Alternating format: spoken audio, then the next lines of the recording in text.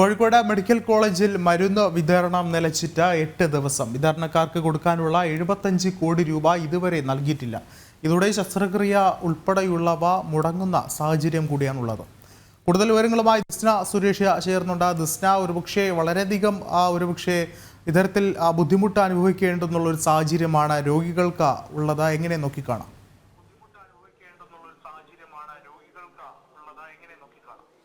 വിഷ്ണു സൂചിപ്പിച്ചതുപോലെ തന്നെ കോഴിക്കോട് മെഡിക്കൽ കോളേജിലെ രോഗികൾ ഇന്ന് ദുരിതത്തിലായിട്ട് 8 ദിവസം കഴിഞ്ഞിരിക്കുകയാണ്. പ്രധാനമായും എടുത്തു പറയേണ്ടത് സ്റ്റെന്റ്, വാൽവ് തുടങ്ങിയ ശസ്ത്രക്രിയാ ഉപകരണങ്ങളുടെ വിതരണമാണ് നിലച്ചിട്ടുള്ളത്. അതുകൊണ്ട് തന്നെ ഡയാലിസിസിനെത്തുന്ന രോഗികൾ ഭൂരിഭാഗവും മടങ്ങിപ്പോകുന്ന ഒരു സാഹചര്യമാണ് നിലവിലുള്ളത്.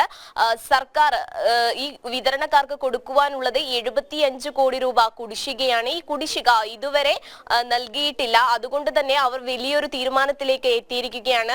ഇനി വിതരണക്കാരുടെ തീരുമാനം എന്ന് പറയുന്നത് തങ്ങൾക്ക് ലഭ്യമാകുവാനുള്ള കുടിശ്ശിക ലഭിക്കാതെ ഇനി വിതരണം നടത്തുകയില്ല എന്നൊരു ഉറച്ച തീരുമാനത്തിലേക്ക് അവരെത്തുകയാണ്. പലതവണ നമ്മൾ റിപ്പോർട്ട് ചെയ്തിട്ടുണ്ട് ഈ പ്രശ്നം. ഇന്ന് 8 ദിവസം പൂർത്തിയായിരിക്കുകയാണ്. പല രോഗികളൊക്കെ തന്നെയും വലിയ ദൂരങ്ങൾ താണ്ടി മെഡിക്കൽ കോളേജിൽ എത്തുകയും തിരിച്ചു പോകുന്ന ഒരു അവസ്ഥയാണ് ഉള്ളത്. ഡയാലിസിസിനടക്കം വരുന്ന രോഗികളൊക്കെ തന്നെയും തിരിച്ചു പോവുക എന്ന് പറയുന്നത് ഏറെ ദുരിതത്തിലാവുന്ന ഒരു അവസ്ഥയാണ്.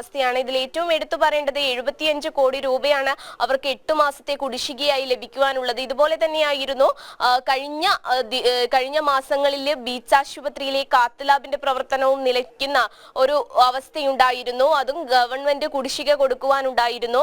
ഈ കുടിശ്ശിക നിരന്തര സമരത്തിലൂടെ കാത്ത് ലാബ് വിതരണക്കാർ നേടിയെടുക്കുന്ന ഒരു സാഹചര്യമൊക്കെ തന്നെയും ജനൻ ടിവി ഉൾപ്പെടെയുള്ള മാധ്യമങ്ങൾ റിപ്പോർട്ട് ചെയ്തിരുന്നു. എന്തായാലും കോഴിക്കോട് മെഡിക്കൽ കോളേജിൽ എത്തുന്ന രോഗികളൊക്കെ തന്നെയും വലിയൊരു ദുരിതമാണ് ഇപ്പോൾ അനുഭവിച്ചുകൊണ്ടിരിക്കുന്നത്. അവരൊക്കെ തന്നെയും ഇത്തരത്തിൽ ശസ്ത്രക്രിയാ ഉപകരണങ്ങളുടെ വിതരണം നിലച്ചതുകൊണ്ട് തിരിച്ചു പോവേണ്ടി വരുന്ന അവസ്ഥ. അതോടൊപ്പം തന്നെ മരുന്ന് ക്ഷാമവും രൂക്ഷമായിരിക്കുകയാണ്. വിതരണക്കാർ പ്രധാനമായും എടുത്തു പറയുന്നത് ഇവർക്ക് ലഭ്യമാകുവാനുള്ള കുടിശ്ശിക ലഭിക്കാതെ ഒരിക്കലും വിതരണം നടത്തുകയില്ല എന്നൊരു കാര്യമാണ്.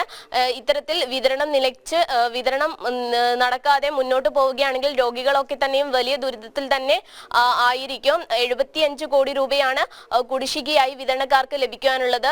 വിതരണക്കാരുടെ അസോസിയേഷൻ പറയുന്നത് ഇനി അവർ സമരവുമായി മുന്നോട്ട് പോവും.